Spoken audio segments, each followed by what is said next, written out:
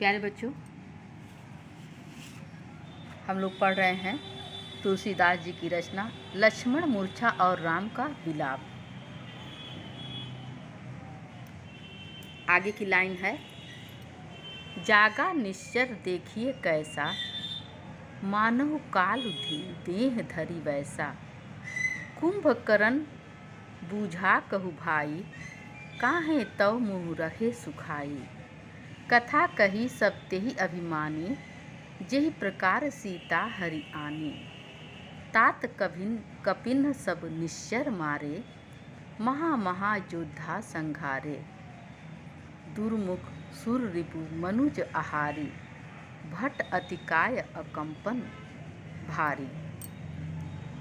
अपर महोदर आदिक वीरा, परे समर महिर सब रणधीरा।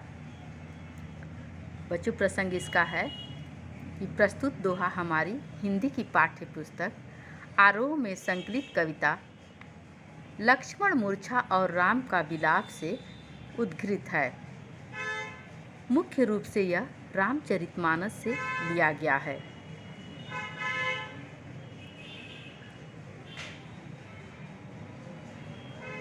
इन पंक्तियों में गोस्वामी तुलसीदास जी ने उस समय की स्थिति का वर्णन किया है जब रावण व्याकुल हृदय से कुंभकर्ण को उठाते हैं। इसमें कुंभकर्ण के विशालकाय शरीर के वर्णन के साथ युद्ध में मारे गए रावण के वीर योद्धाओं का भी व्याख्यान तुलसीदास जी ने किया है।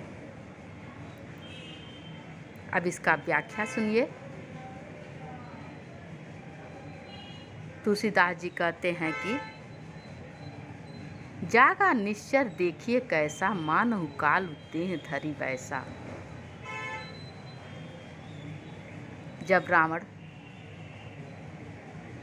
कई तरह के उपायों से कुंभकर्ण जी को उठाता है तो कुंभकर्ण नींद से जागने पर ऐसा दिखाई पड़ रहा था मानो साक्षात काल शरीर धारण करके बैठा हो। कहने का अर्थ है कि कुंभकर्ण का शरीर इतना विशाल व भयभीत कर देने वाला था कि लगता था कि सामने मृत्यु खड़ी है। कुंभकर्ण जब रावण के द्वारा असमय जगाया गया तो कुंभकर्ण ने रावण से पूछा, कहो भाई, क्या बात है? तुम्हारा मुंह इतना सूखा क्यों है? क्यों तुम इतने उदास दिख रहे हो? कुंभकर्ण बूझा कहु भाई, काहे तव मुँह रहे सुखाई। कुंभकर्ण कहता है कि हे भाई, तुम्हारे मुख क्यों कुम्हला रहे हैं? अर्थात तुम इतने उदास क्यों दिखाई दे रहे हो? इस प्रकार कुंभकर्ण के पूछने पर उस घमंडी रावण ने उसे बताया कि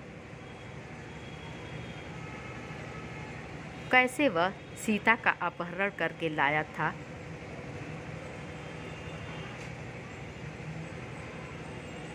रावण ने कहा, भाई कुंभकर्ण, राम के बानरों ने हमारे कई राक्षसों को मार डाले। तात कपिन सब निश्चर मारे, महा योद्धा संधारे। कहा, हे भाई कुंभकर्ण, राम के बानरों ने हमारे कई राक्षसों को मार डाला। उन्होंने बड़े बड़े योद्धाओं का भी नाश कर दिया।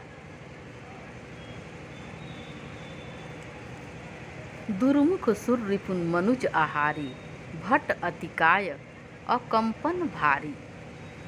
अपर महोदर आदिक वीरा, परे समर मही सब रणधीरा। दुर्मुख सुर रूप यानी कि रावण अपने सभी उन योद्धाओं को, जिन्हें युद्ध में वीर गति मिल चुकी थी, सभी के बारे में बारी बारी से कुंभकर्ण को बताता हुआ कहता है कि उन्होंने दुर्मुख, देवांतक, मनुष्य भक्षक यानी कि नरांतक, महायोद्धा, अतिकाय,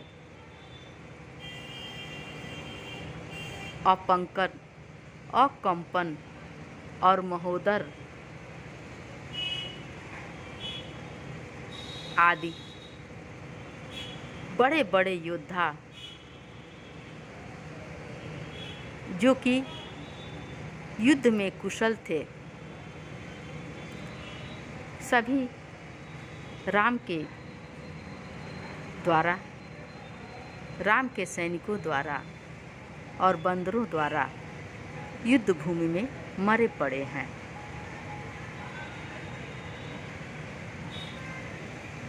कहने का मतलब है कि रावण यहाँ अपने अनेक वीरों की मृत्यु का बदला लेने की भावना से कुंभकर्ण को जगाता है और उसे युद्ध में जाने के लिए कहता है। बच्चों, हर कविता का एक काव्य सौंदर्य होता है और काव्य सौंदर्य के दो पक्ष होते हैं, एक भाव पक्ष और एक कला पक्ष। तो भाव पक्ष इसका यह है कि तुलसीदास जी ने निशाचर कुंभकर्ण की तुलना मृत्यु से करके उसको महत्व प्रदान किया है। नेक्स्ट है, रामायण के युद्ध में वीर गति प्राप्त कुछ महान योद्धाओं के पराक्रम का भी वर्णन किया गया है तथा साथ ही रावण के भय का भी व्याख्यान है। तीसरा, कालु देह धरी में लाक्षणिकता का प्रयोग है तथा अन्य सभी पंक्तियों में अभिधा शब्द शक्ति के द्वारा काव्य के भावात्मक पक्ष को बल मिला है। अब आइए देखते हैं इसका कला पक्ष। तो पहला पॉइंट है, तुलसी ने साहित्यिक ठेठ अवधि का प्रवाहमयी रूप प्रदान किया है। अगला, सोरठा छंद शैली का सौंदर्यपूर्ण वर्णन है। अगला, मानहु कालु देह में बच्चों उत्प्रेक्षा अलंकार है। वीर, रौद्र व करुण रसों का बड़ा ही सुंदर समन्वय तुलसी के समन्वय की भावना को उजागर करती है। संस्कृत प्रधान शब्दावली का भी उचित रूप में प्रयोग हुआ है।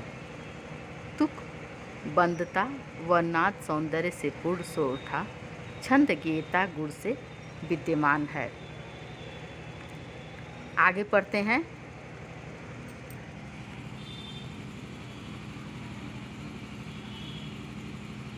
दोहा है, सुनि दस कंधर बचन तब कुंभकर्ण बिलखान जगदम्बा हरिआनि सठ अब सठ चाहत कल्याण। प्यारे बच्चों, इसका प्रसंग है कि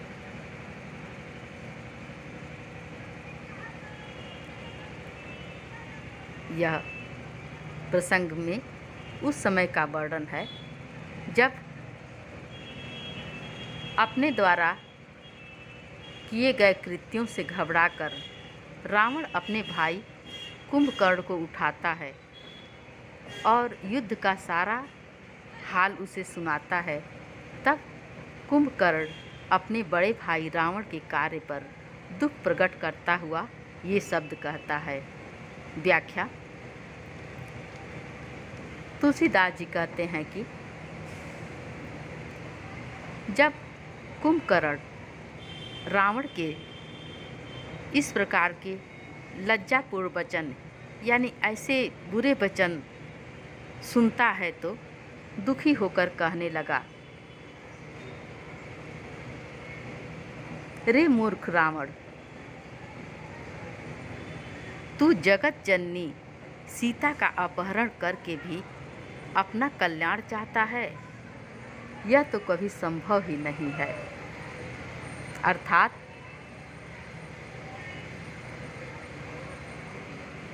जब वह उसे युद्ध में जाने के लिए और अधर्म का साथ देने के लिए कहता है तो वह युद्ध के लिए तो तैयार हो जाता है, परंतु रावण से कहता है कि हे रावण, हे भाई, अब जो तुम कल्याण चाहते हो वह इस तुम्हारे लज्जापूर्ण कार्य के बाद संभव नहीं है।